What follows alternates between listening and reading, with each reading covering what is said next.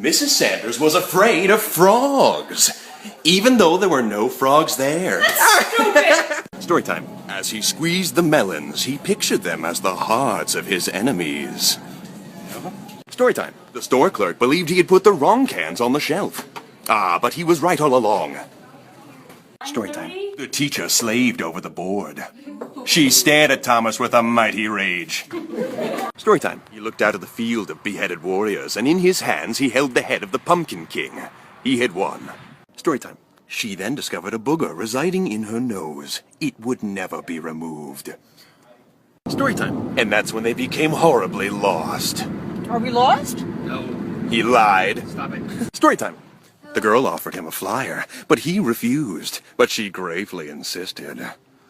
Story time. The woman was alone, but she seemed to be haunted by ghosts of her past. You're haunting me. Story time. He ripped into the bagel ravenously as if tearing into the carcass of a dead gazelle.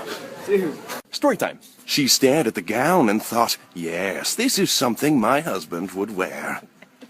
Story time. With that curl, he knew he was now ready to beat up that kid Jimmy at school for stealing his milk. Stupid Jimmy. Story time. It became clear to them that one of them had let out a huge fart.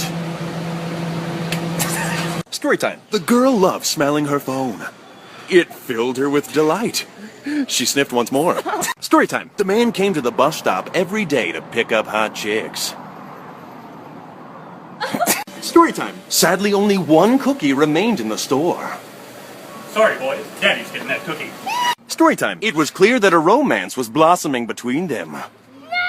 A romance lasting a lifetime. Story time. She heard that a kick would release a free movie. She heard wrong. Story time. This was the moment the lad would propose to the girl. No.